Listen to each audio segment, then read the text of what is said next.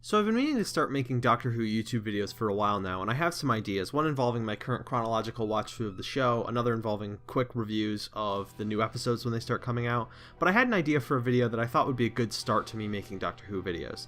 So what I'd like to talk about is the 50th anniversary of Doctor Who, and how everything we got that year added to the celebration, and it wasn't just the job of the 50th anniversary special to celebrate the history of the show, it was everything we got that year, in my opinion. So first I'd like to talk about Series 7B, because while it may not have fully succeeded, I believe that 2013 run of episodes was meant to be a celebration of Who every week. So I'd like to go through all 8 of these episodes and talk about why they're part of the celebration to me. First of all, we got Bells of St. John, which definitely isn't the best thing the show has to offer. In fact, almost nothing from this series is in my opinion. But the episode, I think, is meant to feel like a Russell T Davies era series opener. It features modern day London with an invading alien force. It comments on a modern trend, in this case the internet, and it introduces/reintroduces the new regular companion. One can't help but think of Rose, Smith & Jones, or Partners in Crime. I'm surprised they didn't have the Doctor mention the Shadow Proclamation as yet another callback. The episode, to me, instills the nostalgia I have for the Russell era, even if it comes up short in being an actually great episode. But hey, it's got a cameo from the Great Intelligence, and the Doctor drives up the side of the Shard in an anti-gravity motorcycle. The next episode we got was Rings of Akaten, which I like up to a certain point in the episode, and then I kind of hate it. Basically, as soon as the Doctor starts holding up a door with the Sonic and then struggles, claiming the door is heavy, it's just too silly for words. And the ending where the Leaf defeats a big evil sun, it's a little ridiculous. But this episode does feature some aspects of callback that bring it into the 50th year. First of all, the Doctor mentions he's been here before with his granddaughter, of course referencing Susan. There's also the use of many distinct alien designs, which give the episode a very cinematic feel. And while that may not be a callback or anything, it does certainly contribute to the world building in the episode, and I love it for that. Actually, the episode's not bad until the end. Cold War comes next, which quite simply introduces the Ice Warriors into the modern series. The episode isn't a favorite of mine. David Warner is fun in it, and it feels like The Thing a little bit, mind you, a little bit. So I like it for that, but honestly, the less said the better. We got the Ice Warriors back, they hadn't been seen since the 70s, I'd say that qualifies it for the 50th season. Up next is Hyde, which I actually like a little bit. I think it's an interesting episode with some really good directing, effects work, and acting. It's not perfect in the writing department, but it's okay. Its references to the past are mainly involving the Doctor getting a blue crystal from Metebelis 3 to enhance a character's psychic ability, similar to what the third Doctor did in Planet of the Spiders. The problem is the Doctor mispronounces Metebelis 3 as Metebelis 3, and it just grates on the ears every time he says it. It's almost like they looked up the planet the blue crystal was from online and never checked the pronunciation. It's just a little frustrating and kind of sours the reference, which would otherwise be great. Journey to the Center of the TARDIS is a big episode for references. Of course, we get the chance to see deep into the TARDIS's corridors. We see its library and swimming pool. We get to learn about TARDIS lore a little bit, how it makes rooms and stuff. There's just fun TARDIS stuff in this episode. That's about all. There's also that History of the Time War book. That's a reference too. It's not a perfect episode, but you can see how it fits in the season celebrating 50 years of the show. The Crimson Horror. This is my favorite episode of Series 7B. I love it. Not only is it stylistically a callback to the classic series in a lot of ways, the way the villain is portrayed, the way the story plays out, etc., it's also the 100th episode of Modern Who, which makes it extra celebratory. I could go into how much I love it, but it really isn't on topic. Maybe some other time. Nightmare and Silver doesn't have much callback to the past. I mean, it does return the Cybermen and upgrades them a lot. It also references the weakness to gold in a clever way. But what really shines is Matt Smith's dual performance as the Doctor and Mr. Clever, which feels a little out of place in the rest of the episode, but is still a joy to behold nonetheless. And finally, we have Name of the Doctor. This is bigger than the series it's in. It's the true start of the 50th anniversary celebration. In my opinion, it's not a superb episode, but the effects work done placing Clara in all the classic Doctor's adventures is amazing. And while narratively I don't care for it, seeing all those Doctors is just nice. It shows that we are really celebrating 50 years of this amazing show and universe. It also starts the loose of the Doctor trilogy, and as a result ends with the big reveal of John Hurt as the Doctor, a secret incarnation we didn't know about before.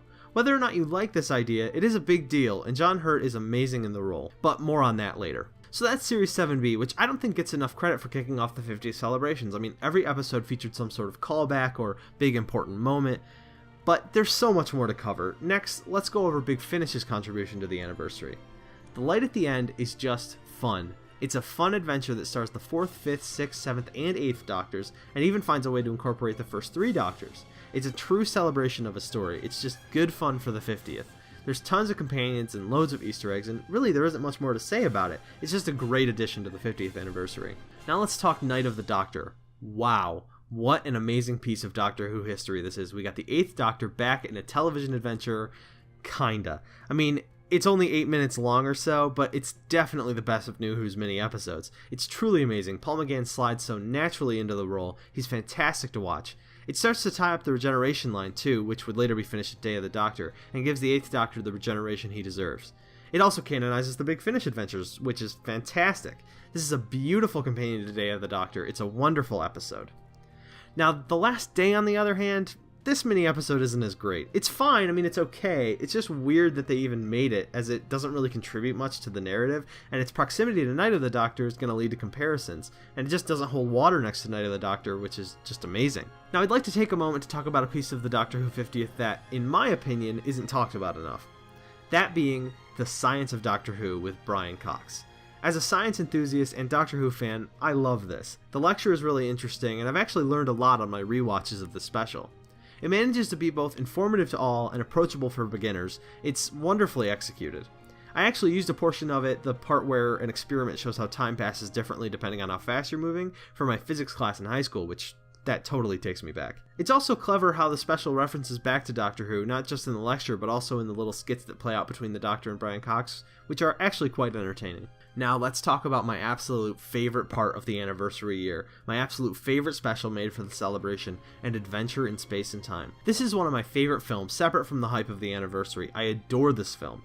The story is both interesting in its telling of mostly true accounts of how this amazing show got started, and incredibly moving. It makes me cry every time I watch it. It's a glorious piece of writing, acting, and direction, and it also puts you right in the time. It really looks and feels like the 60s. The production design is superb. If you're interested in the history of Who, there's really no better place to start. And isn't that the perfect thing to make to celebrate the anniversary year? Now for a more fun take on celebrating the history of Who, the Five-ish Doctors reboot. What a wonderful special this is. It's absolutely hilarious. The references and jokes that are mainly laughing with the show are glorious. The self-deprecating performances of Davison, Baker, and McCoy are so well performed and so funny, and the story it tells is genuinely smart and well done. It's yet another of my absolute favorite things from the 50th year. It's an amazing comedy short that's not to be missed. Before we talk about the actual official anniversary special, let's talk about that 50 years trailer that dropped in the lead up to the special. In a word, wow. No, it doesn't tell you what the special will be about. In fact, it kind of misguides. If you were to guess the plot based on the trailer alone, you'd be dead wrong. However, as a short, it's glorious. It's chock full of fan service and cool shots of the Doctor in all his incarnations. It's a great little piece and worthy of note in this video. Ah, the Day of the Doctor. Not perfect, but in a way, kind of perfect if you know what I mean. It's not a celebration of Who history at all, but that's basically what the rest of the year had been in lead up. I mean, the 5 Doctors was a celebration of Who history, but it's a 20th anniversary special, and there were only 5 Doctors. With 12 Doctors, and 50 years of history, it's amazing they were able to cram as much into this special as they were. There's lots of references to the past, but none of them really take center stage, with the exception of Tennant, who was pretty recent history at the time. Instead, the special focuses on being a huge, important, and most importantly, fun story for Doctor Who fans. It's basically like a Doctor Who movie, and it uses all the build-up of the new series to deliver what feels like the end of one chapter and the beginning of another. And it's not really that, but at least for me, it felt like it at the time, a feeling that would later be added to in the following episode at Christmas. And for that, I think it succeeded. Plus, it is a whole lot of fun. Smith, Tennant, and Hurt all play off each other really well, and Hurt is a superb Doctor. I've not yet listened to his work at Big Finish, but just based on Day of the Doctor, I'm willing to say he's great. He brings a lot to the role and takes it seriously while also having some fun with it at times. He's not my favorite Doctor, but he does incredibly well in the part. The big concluding scene with all the Doctors working together is a great piece of fan service, and while it could have been done better, it's still a neat way to tie up 50 years of Doctor Who. And that Tom Baker cameo, man oh man, that's good stuff too.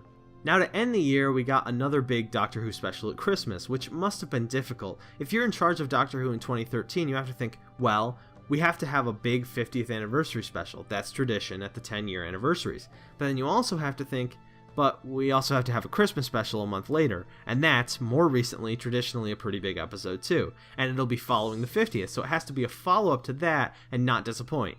I'm guessing it was a difficult set of plates to keep spinning, and what we got isn't perfect. Time of the Doctor is okay. It's not the best Christmas special or the best regeneration story, it's almost too important. It feels like the tying up loose ends part of it got carried away, so the being a good story part got a little bit left behind.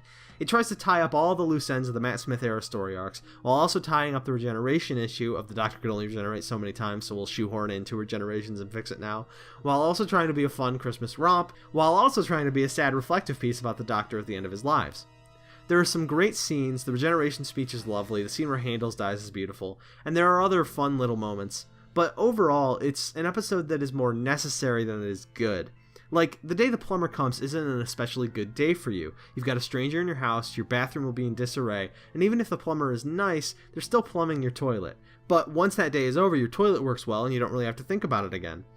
That's Time of the Doctor. It's a plumber day in the history of Doctor Who. It cleared up the gunk so we could move forward. Although, maybe that's too harsh. I mean, what they do with Matt Smith's finale, having him age all the way to the old man he's always been inside, is quite clever and very moving. And it does make sense to tie up the full first regeneration cycle in the anniversary year, so like the first 50 years of Doctor Who are one regeneration cycle. So that's clever. I don't know, as you can see I'm conflicted. Unlike with the Series 7B episodes, where I was mostly focused on how they tied into the anniversary celebration, and focused less on quality, with Time of the Doctor I think quality matters more, because it's how we ended the year, it's how they followed up Day of the Doctor, and I think it could have been a little better, but it's still okay in my book. I mean, it's a fine episode. So that was the 50th anniversary year of Doctor Who, and overall, I think it was tremendous. We got so many wonderful things to celebrate the history of the show, so many pieces of Who that we couldn't have gotten in any other way, and will live on in the hearts and minds of Who fans forever. No one's going to forget an Adventure in Space and Time, Night of the Doctor, Day of the Doctor, or the Five-ish Doctors reboot anytime soon. It was a wonderful celebration and a great year to be a Doctor Who fan. Hey, thank you so much for watching this video. Like I said at the beginning, I've got plans for more Doctor Who videos in the future, so I hope anyone who watches this sticks around, because I'm excited to make Doctor Who videos now. It's what I'm mainly going to be producing on this channel. I also have a podcast with my older brother called More Opinions, and I have a Twitter, so you can check those things out. Thank you again for watching, I really appreciate it.